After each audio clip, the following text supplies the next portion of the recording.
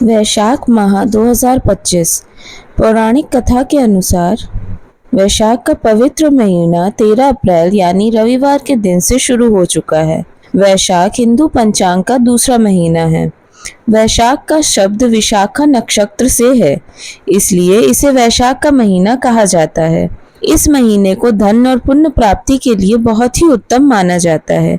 इस महीने में पूजा उपासना बहुत ही फलदायी होती है। भगवान विष्णु और परशुराम जी की उपासना इस महीने अत्यंत ही फलदायी होती है। इस बार वैशाख का महीना 13 अप्रैल से शुरू होकर 12 मई तक रहने वाला है।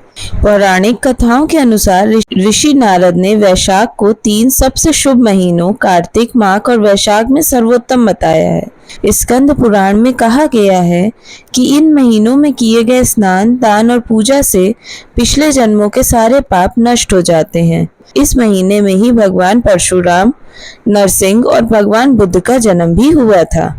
कहते हैं कि वैशाख मास की कथा पूरे महीने सुनने या पढ़ने से भगवान विष्णु बहुत ही प्रसन्न होते हैं और उनकी कृपा प्राप्त होती है। तो चलिए सुनते हैं वैशाख महीने की कथा।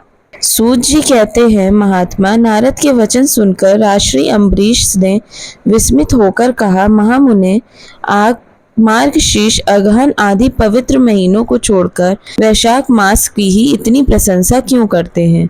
उसी को सब मासों में श्रेष्ठ क्यों बतलाते हैं? यदि माधव मास सबसे श्रेष्ठ और भगवान लक्ष्मीपति को अधिक प्रिय है, तो उस समय स्नान करने की क्या विधि है? वैशाख मास में किस वस्तु का दान, कौन सी तपस्या तथा किस देवता का पूजन करना चाहिए? कृपा निधि, उस समय किए जाने वाले पुण्य काम का आप मुझे उद्देश्य कीजिए। सद्गुरु के मुख से उद्देश्य की प्राप्ति दुर्लभ होती है। उत्तम देश और काल का मिलना भी बड़ा कठिन होता है। राज्य प्राप्ति आदि दूसरे कोई भी भाव हमारे हृदय को इतनी शीतलता नहीं प्रदान करते जितनी कि आपका यह समागम। नारद जी ने कहा, राजन सुनो, मैं संसार के हित के लिए तुमसे माधव मास की विधि का वर्णन करता हूँ। जैसे कि पूर्व काल में ब्रह्मा जी ने बतलाया था, पहले तो जीव का भारत वर्ष में जन्म होना ही दुर्लभ है। उससे भी अधिक दुर्लभ है वहां मनुष्य की योनि में जन्म। मनुष्य होने पर भी अपने अपने धर्म के पालन में प्रवृत्ति होनी तो और भी कठिन है। उससे भी अत्यंत दुर्लभ है भगवान वासुदेव में भक्ति, और उसके होने पर भी माधव मास में स्नान आदि का सुयोग मिलना तो और भी कठिन है। राजेंद्र, जिन लोगों ने वैशाख मास में भली भांति के उपचारों द्वारा मधु दैत्य के मानने वाले भगवान लक्ष्मीपति का पूजन कर लिया, उन्होंने अपने जन्म का फल पा लिया। भला कौन सी ऐसी अत्यंत दुर्लभ वस्तु है जो वैशाख के स्नान तथा विधि पूर्वक भगवान के पूजन से ही प्राप्त होती है? जिन्होंने दान, होम, जप, तीर्थ में प्राण त्याग तथा संपूर्ण पापों का नाश करने वाले भगवान श्री नारायण का ध्यान नहीं किया, उन मनुष्यों का जन्म इस संसार में व्यर्थ ही समझना चाहिए। जो धन के रहते हुए भी कंजूसी करता है, दान आदि किए बिना ही मर जाता है, उसका धन व्यर्थ है। राजन, उत्तम कुल में जन्म, अच्छी मृत्यु, श्रेष्ठ भोग, सुख, सदा दान करने से अधिक प्रसन्नता, उदारता तथा उत्तम धैर्य, ये सब कुछ भगवान श्री विष्णु की कृपा से ही प्राप्त होते हैं। महात्मा नारायण के अनुग्रह से ही मनोवांछित सिद्धियां मिलती हैं। जो कार्तिकेय में, माघ में तथा माधव को प्रिय लगने वाली वैशाख मास में स्नान करके मधुहंता लक्ष्मीपति दामोदर की विशेष विधि के साथ भक्ति पूर्वक पूजा करता है और अपनी शक्ति के अनुसार दान देता है, वह मनुष्य इस लोक का सुख भोग कर अंत में श्री हरि के पद को प्राप्त होता है। धूप जैसे सूर्योदय होने पर अंधकार नष्ट हो जाता है, उसी प्रकार वैशाख मास में प्रातः स्नान करने से अनेक जन्मों की उपार्जित पाप राशि नष्ट हो जाती है। यह बात ब्रह्मा जी ने मुझे बताई थी। भगवान विष्णु ने माधव मास की महिमा का विशेष प्रचार किया, अतः इस महीने के आने पर मनुष्यों को पवित्र करने वाले पुण्य जल से परिपूर्ण गंगा तीर्थ, नर्मदा तीर्थ, यमुना तीर्थ तथा सरस्वती तीर्थ में सूर्योदय से पहले स्नान करके भगवान मुकुंद की पूजा करनी चाहिए। इससे तपस्या का फल भोगने के पश्चात अक्षय स्वर्ग की प्राप्ति होती है। भगवान श्री नारायण अनामय रोग व्याधि से रहित हैं। उन गोविंद देव की आराधना करके तुम भगवान का पद प्राप्त कर लोगे। राजन, देवाधिदेव लक्ष्मीपति पापों का नाश करने वाले हैं। उन्हें नमस्कार करके चैत्र की पूर्णिमा को इस व्रत का आरंभ करना चाहिए।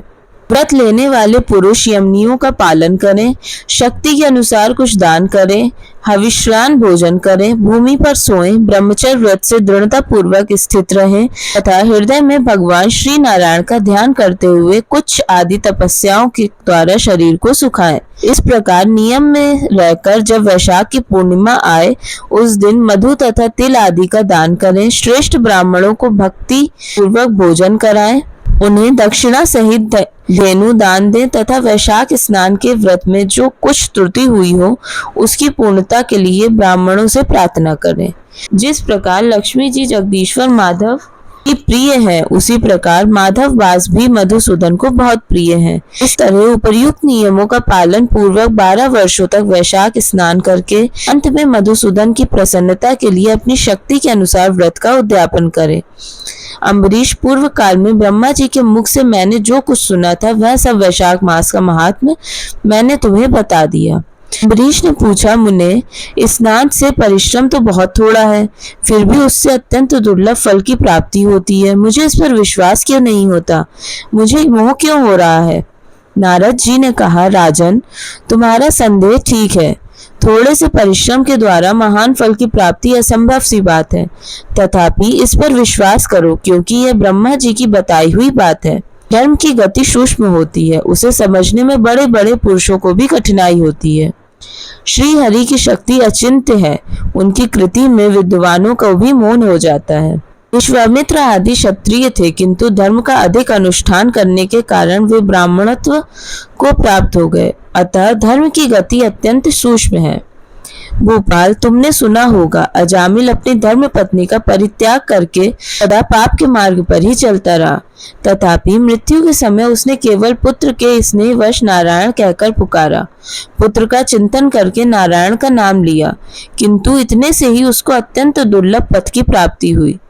जैसे अनिच्छा पूर्वक भी यदि आंख का स्पर्श किया जाए तो वह शरीर को जलाती ही है, उसी प्रकार किसी दूसरे निमित्त से भी यदि श्री गोविंद का नाम उच्चारण किया जाए तो वह पाप राशि को भस्म कर डालता है। जीव विचित्र हैं, जीवों की भावनाएं विचित्र हैं, कर्म विचित्र हैं तथा कर्मों की शक्तियां भी विचित्र हैं। शास्त्र में जिसका महान फल बताया गया वही कर्म महान है, फिर वह अल्प परिश्रम साध्य हो या अधिक परिश्रम साध्य। छोटी सी वस्तु से भी बड़ी से बड़ी वस्तु का नाश होता देखा जाता है। जरा सी चिंगारी से बोझ के बोझ तिनके स्वाहा हो जाते हैं। श्री कृष्ण के भक्त हैं, उनके अनजान में किए हुए हजारों हत्याओं से युक्त भयंकर पातक तथा चोरी आदि पाप नष्ट भी हो जाते हैं। वीर, जिसके हृदय में भगवान श्री विष्णु की भक्ति है, वह विद्वान पुरुष यदि थोड़ा सा भी पुण्य कार्य करता है तो वह अक्षय फल देने वाला होता है। अतः माधव मास में माधव की भक्ति पूर्वक प्रार्थना करके मनुष्य अपनी मनोवांछित कामनाओं को प्राप्त कर लेता है। इस विषय में संदेह नहीं करना चाहिए। शास्त्रोक्त विधि से किया जाने वाले छोटे से छोटे कर्म क्यों न हो, उसके द्वारा बड़े से बड़े पाप को भी श्रेय हो जाता है तथा उत्तम कर्म की वृद्धि होने लगती है। राजन, भाव तथा भक्ति दोनों की अधिकता से फल में अधिकता होती है। धर्म की गति सूक्ष्म है, वह कई प्रकार से जानी जाती है। महाराज, जो भाव से हीन है, जिसके हृदय में उत्तम भाव एवं भगवान की भक्ति नहीं है, अच्छे देश तथा काल में जाकर जीवन भर पवित्र गंगा जल से नहाता दान देता रहे तो भी कभी शुद्ध नहीं हो सकता, ऐसा मेरा विचार है। अतः अपने हृदय कमल में शुद्ध भाव की स्थापना करके वैशाख मास में प्रातः स्नान करने वाला तो विशुद्ध चित्त पुरुष भक्ति पूर्वक भगवान लक्ष्मीपति की पूजा करता है, उसके पुण्य का वर्णन करने की शक्ति मुझमें नहीं है। अतः भूपाल, तुम वैशाख मास के फल के विषय में विश्वास करो। छोटा सा शुभ कर्म भी सैकड़ों पाप कर्मों का नाश करने वाला होता है। जैसे हरि नाम के भय से राशि राशि पाप नष्ट हो जाते हैं, उसी प्रकार सूर्य के मेष राशि पर स्थित होने के समय प्रातः स्नान करने से तथा तीर्थ में भगवान की स्तुति करने से भी समस्त पापों का नाश हो जाता है। इस प्रकार गरुड़ के तेज से सांप भाग जाते हैं, उसी प्रकार प्रातः काल वैशाख स्नान करने से पाप पलायन कर जाते हैं। यह निश्चित बात है। जो मनुष्य मेष राशि के सूर्य में गंगा या नर्मदा के जल में नहाकर 1, 2 या तीनों समय भक्ति भाव के साथ पाप प्रशमन नामक स्तोत्र का पाठ करता है, वह सब पापों से मुक्त होकर परम पद को प्राप्त होता है। अम्बरीश, इस प्रकार मैंने थोड़े में यह वैशाख स्नान का सारा महात्म्य सुना दिया। अब और क्या सुनना चाहते हो? पूरे वैशाख मास कथा को जरूर सुने। भगवान श्री हरि विष्णु की कृपा आप सब पर सदैव बनी रहे।